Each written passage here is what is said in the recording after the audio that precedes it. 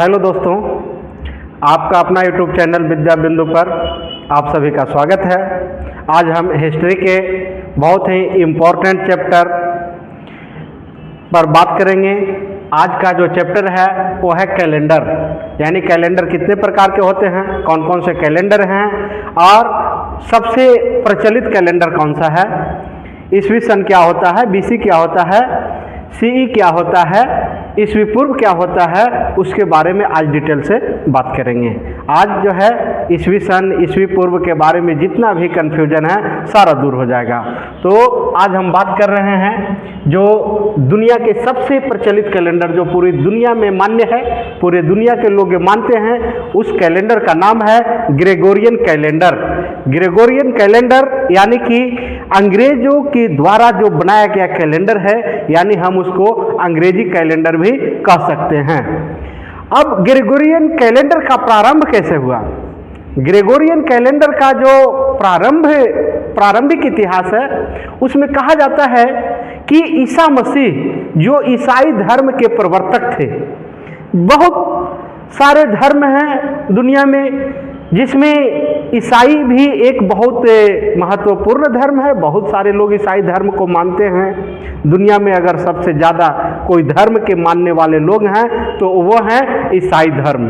जिस प्रकार से बौद्ध धर्म के संस्थापक गौतम बुद्ध हैं, जिस प्रकार से जैन धर्म के संस्थापक ऋषभदेव हैं, जिस प्रकार से मुस्लिम धर्म के संस्थापक पैगर मोहम्मद साहब हैं, उसी प्रकार से ईसाई धर्म के संस्थापक ईसा मसीह हैं। अब ईसा मसीह का जो जन्म होता है, ईसा मसीह को जन्म को ही पहला तारीख, पहला महीना और पहला वर्ष मान लिया जाता है। यानी ईसाइयों ने कहा कि जो मेरे भगवान हैं, ईसाई धर्म के जो सबसे बड़ा महापुरुष हैं, जिनको भगवान की उपाधि दिया गया है, उनको लोग भगवान की तरह पूजते हैं, भगवान मानते हैं। तो ईसाइयों ने कहा कि हमारा जो भगवान है उनका जो जन्म हुआ है उसी दिन से दिन तारीख का शुरुआत होगा। दोस्तों, ऐसे नहीं है कि ईसा मसीह जब से जन्म लिए तभी से ईस्वी सन चल रहा है। इसके पहले भी तो समय चल रहा था, लेकिन ईसाइयों ने कहा कि इस ईसा मसीह का जो जन्म दिवस है उसको हम लोग अपने कैलेंडर में सम्मिलित करेंगे और एक कैलेंडर बनाएंगे जिसका नाम होगा ग्रेगोरियन कैलेंडर। और ईसा मसीह के जन्म से हम लोग पहली तारीख, पहली महीना और पहला वर्ष प्रारंभ करेंगे। दोस्तों, तभी से लेकर के आज तक जो है ईस्वी सन चल रहा है। ईस्वी सन की शुरुआत हो गई, यानी हम एक लाइन पे समझाने की कोशिश कर रहे हैं। इस लाइन को आप लोग बढ़िया से देखिएगा, समझिएगा। यहाँ जो है एक बीच में हम लाइन ले लिए हैं, ये ईसा मसीह का यहाँ जन्म होता है। यानी जब से ईसा मसीह का जन्म हुआ और इधर का जो ईसा मसीह के जन्म के बाद का जो काल होगा, जो समय होगा, उसको हम लोग ईस्वी सन कहेंगे। और ईसा मसीह के जन्म के पहले भी तो समय चल रहा था, तो इसके ईसा मसीह के जन्म के पहले वाला जो समय होगा उसको हम लोग कहेंगे ईसा पूर्व। ईसा पूर्व का मतलब ईसा मसीह के जन्म से पहले का समय। यहाँ से जो है एक लाइन खींची जाती है कि एक हो गया ईसा मसीह के जन्म का बाद वाला समय और ईसा मसीह के जन्म के पहले वाला समय। यानी ईसा मसीह के जन्म के बाद वाला जो समय है उसको हम लोग ईसा पूर्व ईसा कहते हैं, और ईसा मसीह के जन्म के पहले वाला जो समय है, उनके जन्म के पूर्व का जो समय है, उसको हम लोग ईस्वी पूर्व कहते हैं। ईस्वी पूर्व और ईसा में मुख्य अंतर यही है कि ईसा मसीह के जन्म का जो बाद का समय है उसको ईस्वी कहेंगे और ईसा मसीह के जन्म के पहले का जो समय है उसको ईस्वी पूर्व कहेंगे। अब जो है ईसा ईस्वी को अंग्रेजी में जो है वो एडी बोला जाता है, एडी। कहीं कहीं किताब में, हिस्ट्री में जो अंग्रेजी में लिखा होता है वो ईस्वी के जगह ईस्वी का प्रयोग ना करके एडी का प्रयोग किया जाता है। एडी का जो फुल फॉर्म होता है वो होता है एनो डोमिनी, एनो डोमिनी। और एडी को हम एडी के जगह पे कभी कभी जो है सीई का भी प्रयोग किया जाता है। सी का मतलब होता है कॉमन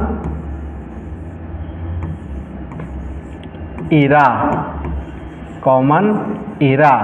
अब ईस्वी के जगह पे कहीं एडी लिखा रहता है, कहीं सीई लिखा रहता है। अब उसी प्रकार से ईस्वी पूर्व के जगह पे कहीं कहीं जो है अंग्रेजी में इसको हम लोग बीसी लिखते हैं, बीसी यानी बिफोर क्राइस्ट। बिफोर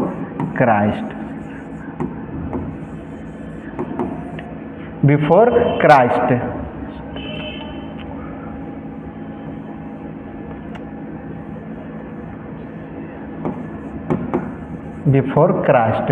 उसी प्रकार से लिखते हैं BCE, एक होता है BC होता है BCE, ये हो जाएगा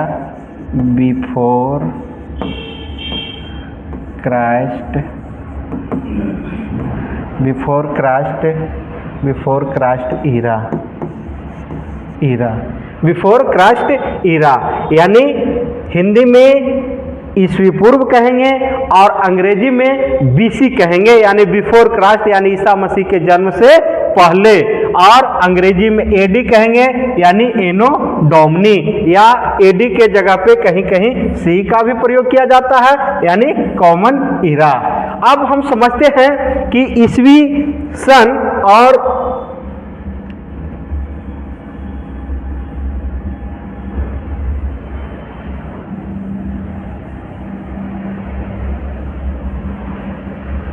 अब यहाँ पे एक कंफ्यूजन होता है कि जैसे अब महात्मा बुद्ध का जन्म मान लिया जाता है कि हम मान लिए महात्मा बुद्ध का जन्म 563 ईस्वी पूर्व में हुआ था, तो 563 ईस्वी पूर्व इधर हो जाएगा, यानी ईस्वी पूर्व है तो ईस्वी पूर्व हम इधर रखे हैं, ये साइड हो गया ईस्वी पूर्व और वो साइड हो गया ईस्वी सन।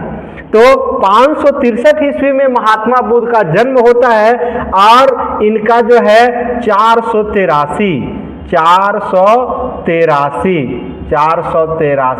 यहाँ हो जाएगा 483 ईस्वी में इनकी मृत्यु हो जाती है।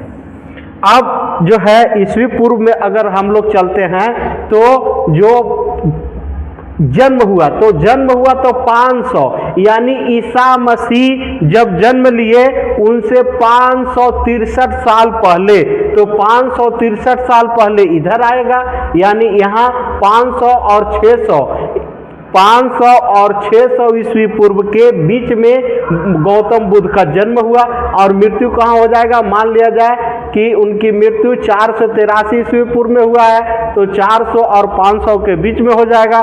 तो ईस्वी पूर्व में जैसे ही हम अगर कोई तिथि लिखते हैं या पढ़ते हैं तो जो पहले वाला जो तिथि होता है, जैसे पहले जन्म होगा उसके बाद बुद्ध भगवान मरे होंगे, उनकी मृत्यु हुई होगी, तो पहले हम बोलेंगे 563 ईस्वी पूर्व में उनका जन्म हुआ था। मान लिया जाए कहीं पे अगर बुद्ध भगवान के जन्म के बारे में लिखना है, मृत्यु के बारे में लिखना है, या जन्म, या हम लिखते हैं कि बुद्ध भगवान कितने सालों तक जीवित रहा, कब से कब तक जीवित रहा, तो जो है हम पहले बोलेंगे कि 563 ईस्वी पूर्व से लेकर के 483 ईस्वी पूर्व तक गौतम बुद्ध धरती पर रहे, यानी वो जीवित रहे। उसी प्रकार से अगर हम मान लिया जाए हड़प्पा सभ्यता की बात करते हैं तो हड़प्पा सभ्यता के लिए भी हम लिखेंगे कि मान लिया जाए हड़प्पा सभ्यता का जो सर्वमान्य काल है वो है 2350 ईस्वी पूर्व, 2350 ईस्वी पूर्व से 1750 ईस्वी पूर्व। यानी ईस्वी पूर्व में जब भी हम लिखेंगे तो पहले वाला डेट लिखेंगे, क्योंकि ईस्वी सन के पहले अगर हम जा रहे हैं तो पहले 2350 ईस्वी आया होगा, उसके बाद फिर 1750 ईस्वी आया होगा। तो इस प्रकार से हम समझ गए कि ईस्वी सन को हम कैसे लिखेंगे। उसी प्रकार से इधर जो हो गया, अब यहाँ पे मान लिया जाए कि ईसा मसीह का जन्म हुआ है, तो यहाँ से स्टार्ट हुआ होगा, एक पहला वर्ष हुआ होगा, उसके बाद दूसरा वर्ष आया होगा, तीसरा वर्ष आया होगा, चौथा वर्ष आया होगा, पांचवा वर्ष आया होगा। ऐसे करते करते आज कितना आ गया, 2025 आ गया। आज जो है 2025 चल रहा है। अगर कोई पूछता है, मान लिया जाए कि गौतम बुद्ध का जन्म 563 ईस्वी पूर्व में हुआ था। कितने? 563 ईस्वी पूर्व में। तो आज तक यानी 2025 तक गौतम बुद्ध की जन्म लिए हुए कितना साल हो गया। तो इसमें हम क्या करेंगे भाई, आज तो 2025 तो चल रहा है, तो इसमें कोई लफड़ा ही नहीं है कि जिस समय से ईसा मसीह का जन्म हुआ है उस समय से लेकर के आज 2025 साल गुजर गया। ईसा मसीह का मतलब उम्र कितना हो गया, 2025 साल। आज 2025 साल गुजर गया। और इसके पहले 563 साल पहले, यानी ईसा मसीह से गौतम बुद्ध 563 साल बड़ा थे, तो उनका उम्र कितना हो जाएगा, 563। इसमें हम सीधे जोड़ देंगे, 563 जोड़ देंगे, 5 3 हो जाएगा 8 और 6 2 हो जाएगा 8 और यहाँ 5 का 5 और यहाँ 2 का 2, यानी 2588 वर्ष हो गए गौतम बुद्ध को जन्म लिए हुए। उसी प्रकार से किसी भी तिथि को, जैसे हम मान लेते हैं एक तिथि हम हड़प्पा सभ्यता को ले लेते हैं या ऋग्वैदिक सभ्यता को ले लेते हैं, यानी ऋग्वैदिक सभ्यता 1500 ईस्वी पूर्व में प्रारंभ हुआ था। तो आज ऋग्वैदिक सभ्यता को कितना साल हो गया, ऋग्वैदिक सभ्यता कितना साल पुराना है। तो जैसे आज 2025 चल रहा है, 2025 और यानी 1500 ईस्वी पूर्व, 1500 ईस्वी पूर्व कहने का मतलब हो गया कि ईस्वी सन जब से शुरू हुआ है उसके 1500 साल आओ पहले। तो ये ऋग्वैदिक काल कितना पुराना हो जाएगा, सीधे इसमें हम 1500 वर्ष और जोड़ देंगे, यहाँ 5 के 5 2 5 यानी 3125 साल। इस प्रकार से हम किसी भी ईस्वी पूर्व में जो घटनाएं घटी है, किसी का जन्म हुआ है, मृत्यु हुआ है, कुछ भी हुआ है, उसका हम उम्र ज्ञात कर लेंगे कि वो कितना साल उनका उम्र हुआ है।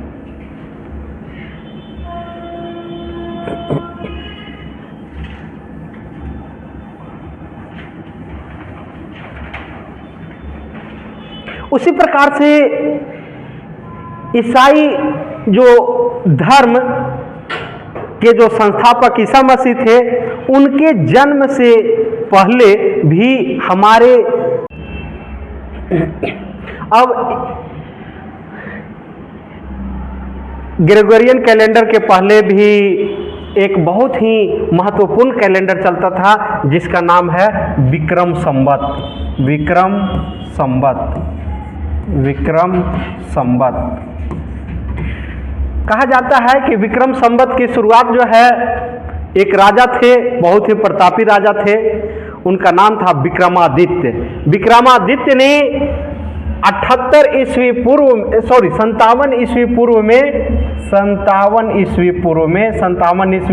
100 और यहाँ 1 के बीच में आ जाएगा 57 ईस्वी पूर्व 57 ईस्वी पूर्व में विक्रम संवत प्रारंभ किए थे।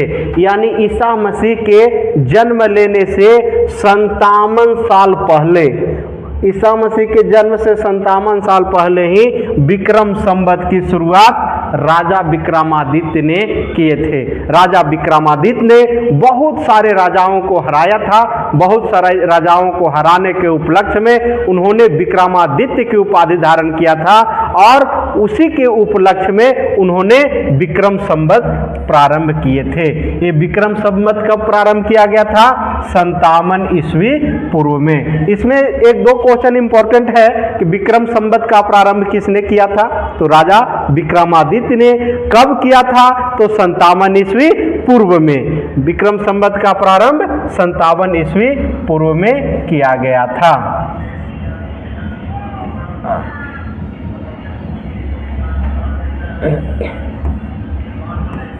57 ईस्वी पूर्व में, है ना, विक्रम संवत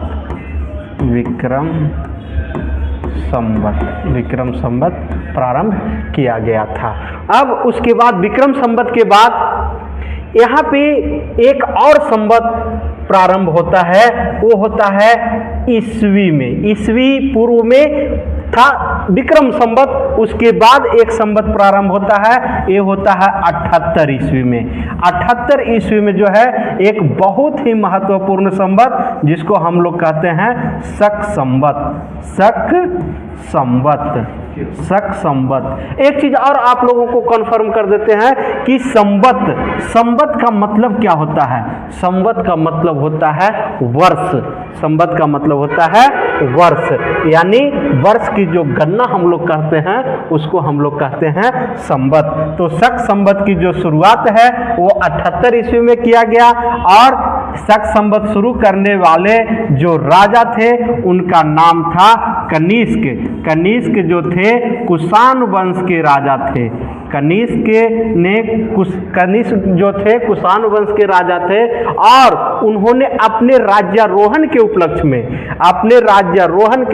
में एक संवत चलाया जिसका नाम है शक संवत।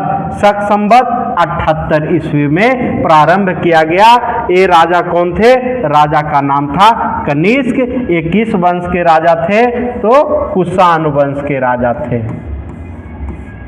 कुषाण वंश के राजा थे।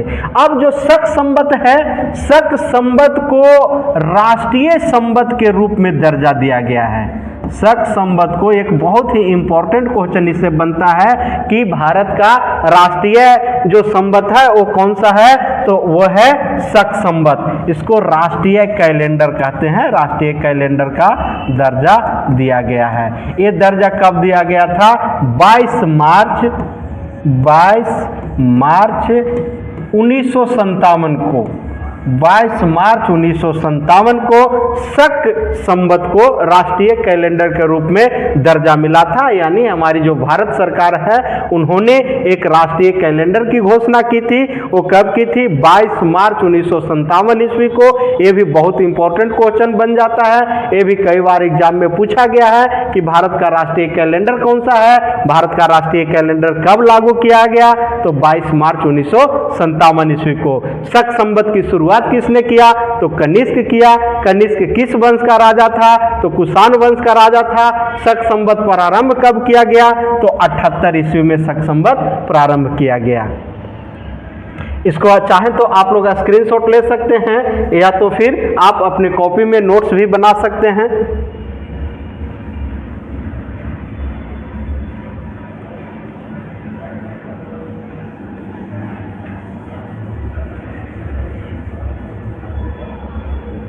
अब एक जो महत्वपूर्ण है वो है आपका गुप्त संवत। गुप्त संवत ये जो है 319 ईस्वी में। 319 ईस्वी में 319 कहाँ आ जाएगा? यानी 300 और 400 के बीच में आ जाएगा। 319 ईस्वी में चंद्रगुप्त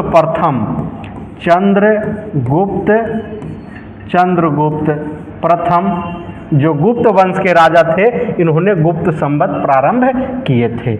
इसमें ज़्यादा कुछ इंपॉर्टेंट चीज़ नहीं है, बस ये याद रखना है कि गुप्त संवत किसने चलाया था? तो चंद्रगुप्त प्रथम में। गुप्त संवत कब प्रारंभ किया गया था? तो 319 ईस्वी में। उसके बाद एक ही इंपॉर्टेंट है, वो है आपका हिजरी संवत।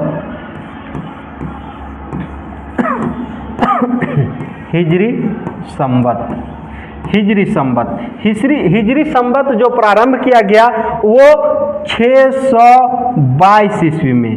622 ईस्वी में। और हिजरी संवत के संस्थापक कौन थे? तो हिजरी संवत के संस्थापक थे मुस्लिम धर्म के जो संस्थापक थे। मुस्लिम धर्म के संस्थापक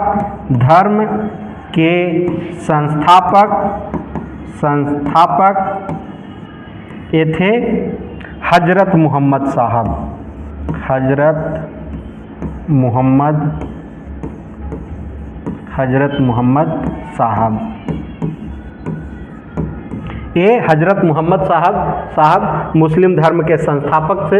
ऐसा कहा जाता है कि हजरत मोहम्मद साहब जब इस्लाम धर्म यानी मुस्लिम धर्म की स्थापना किए तो मक्का से मदीना की यात्रा किए थे।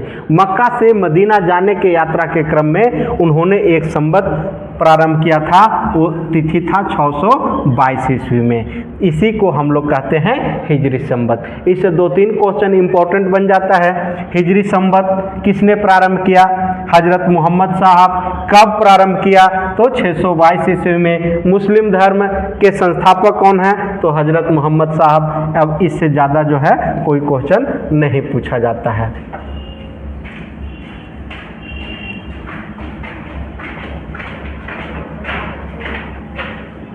अब जैसे इसमें 1-2 क्वेश्चन थोड़ा सा टेक्निकल क्वेश्चन पूछ दिया जाता है कि जैसे यहाँ पे जो है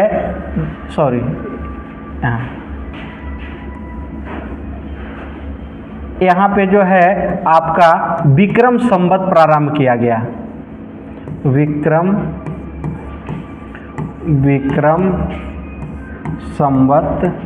विक्रम संवत प्रारंभ किया गया। कब किया गया? 57 ईस्वी पूर्व में। 57 ईस्वी पूर्व में। अब क्वेश्चन पूछेगा कि विक्रम संवत और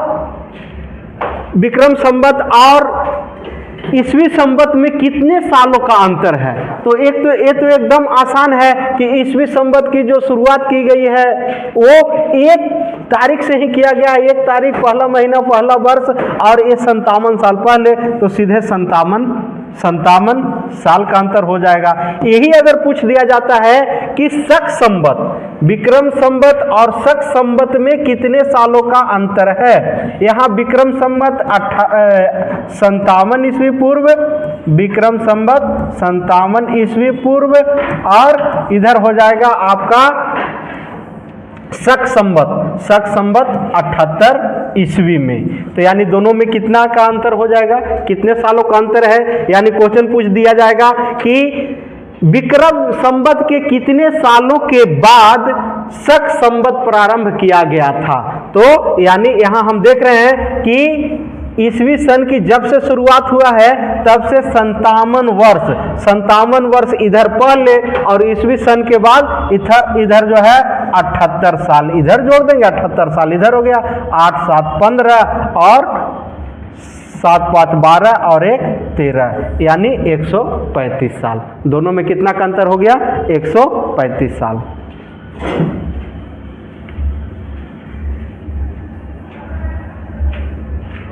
चलिए, अब जो है आप लोग समझ गए होंगे कि ईस्वी सन क्या होता है, हिजरी संवत क्या है, शक संवत क्या है और विक्रम संवत क्या है, वो दोनों में कैसे कैसे अंतर होता है। अब चाहे कोई भी चीज़ का पूछ दे कि मतलब कोई सभ्यता या कोई भी काल इतना ईस्वी पूर्व में था तो कितना समय हुआ, हिजरी संवत और शक संवत में कितना का अंतर होगा, विक्रम संवत और हिजरी संवत में कितना का अंतर होगा, कब शुरू किया गया। अगर इसको हम बढ़िया से समझ लेते हैं, आप इसको वीडियो को अच्छा से देख लेते हैं तो कहीं कोई दिक्कत नहीं होगा। इसमें और कोई भी क्वेश्चन इंपॉर्टेंट नहीं है, जितना भी इंपॉर्टेंट क्वेश्चन था हम सबको इसमें सम्मिलित कर दिया हूं। और बाकी आगे जो है हम कल जो है हिस्ट्री का वीडियो अपलोड करेंगे। चलिए, जय हिंद।